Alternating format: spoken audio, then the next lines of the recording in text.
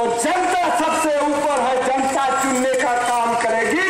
इस बात को सबसे पहले राम मनोहर लोहिया ने कहा था। मुलायम सिंह जी, जिनकी विरासत का आप गलत दावा करते हो, उस बड़ी शख्सियत के ऊपर उंगली उठाते हो, उसकी सियासत को जो पुराने लोग हैं उनसे पूछिए कि लोहिया की राजनीति क्या थी।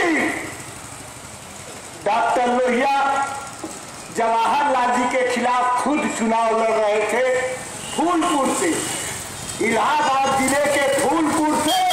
राम मनोहर लोहिया जवाहरलाल नेहरू प्रधानमंत्री थे, उनके खिलाफ चुनाव लड़ रहे थे।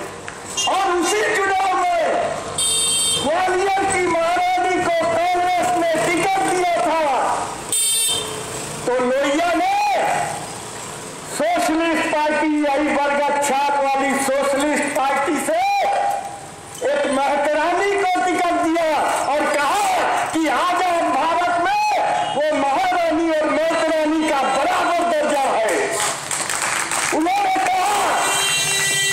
उन्होंने इस बात को कहा कि नेहरू के खिलाफ जो मैं लड़ रहा हूं उससे कम जरूरी चुनाव वो नहीं है जहां ग्वालियर की रानी के खिलाफ मेरी पार्टी से एक महतरानी खड़ी है।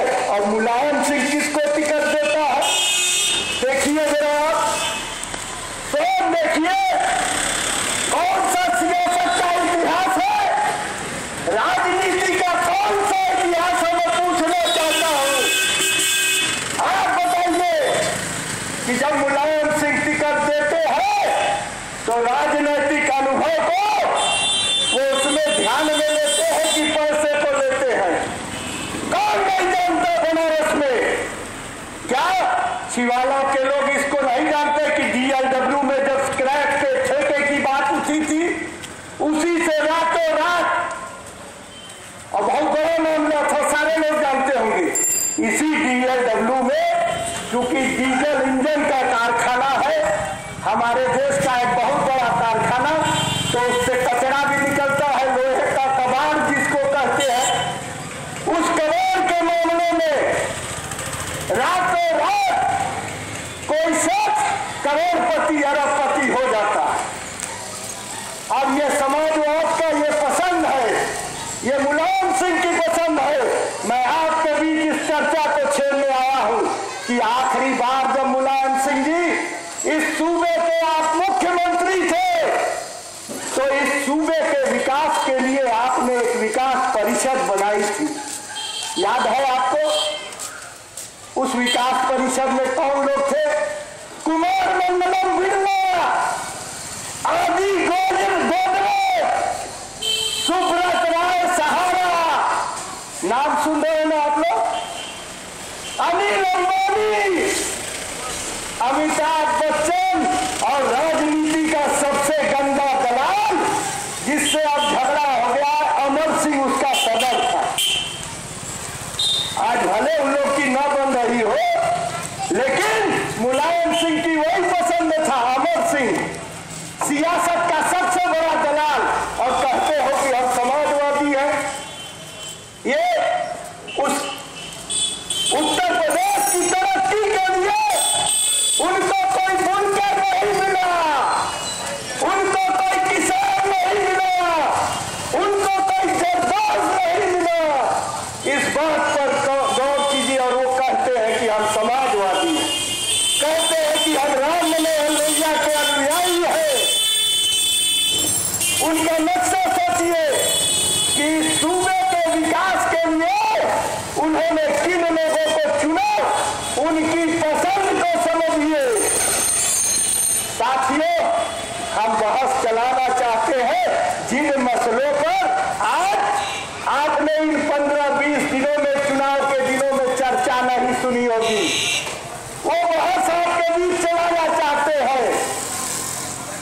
बनारस में बेशकीमती साड़ियां बना करती थी, सूती साड़ियां, सूती कपड़ा नहीं होता था, लेकिन आपसे कहना चाहता हूं, कपड़ा नीति की बहस चलाना चाहता हूं आपके बीच में। वो राजीव गांधी की कपड़ा नीति आने के पहले देहात की महिला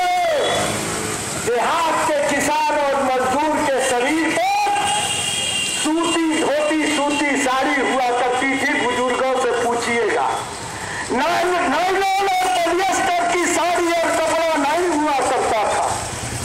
राजीव गांधी ने कपड़ा नीति बनाई और उसका नतीजा ये हुआ कि आज दो नतीजे निकले। आज गरीब आदमी के शरीर पर सूती कपड़ा नहीं है, उसके शरीर पर मजबूरन पॉलिएस्टर का कपड़ा है। सूती कपड़ा वो खरीदने की स्थिति में नहीं है, ये कारण था। दूसरा नतीजा क्या था उस कपड़ा नीति का? 40 साल से जिनकी ज्यादा उम्र है उनसे पूछिए, अपने बचपन में आपने किन पूंजीपतियों का नाम सुना था? टाटा का नाम सुना होगा, बिरला का नाम सुना होगा, सिंघानिया का नाम सुना होगा, डालमिया का नाम सुना होगा, अंबानी का नाम सुना था? अंबानी का नाम कहीं नहीं था। 40 साल से जो लोग ऊपर के हैं उनसे पूछिए। तो उस कपड़ा नीति का यह परिणाम था, एक कि गरीब आदमी के शरीर पर से सूती कपड़ा हट गया और दूसरी तरफ पॉलिएस्टर का धागा बनाने वाला जो वरीयता दी गई सरकार के एक छोटे से फैसले से, वो धीरू भाई अंबानी हिंदुस्तान का